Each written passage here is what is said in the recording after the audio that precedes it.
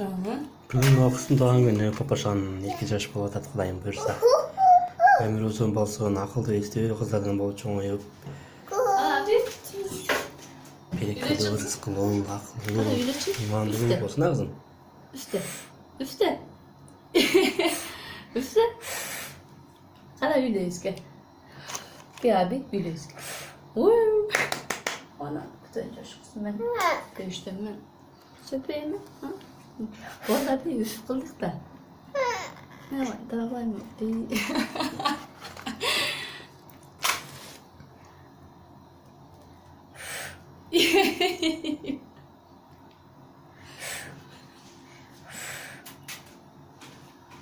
Ana.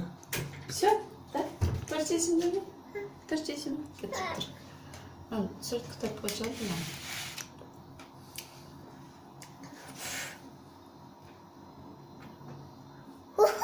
Sırt kitap açalım mı? Videoda тұр ғой. Göstereyim abi. Göstereyim.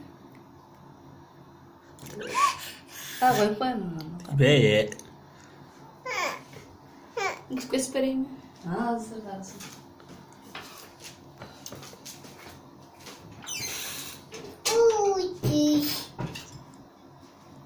Нельзя, не трогай его. Bismillah.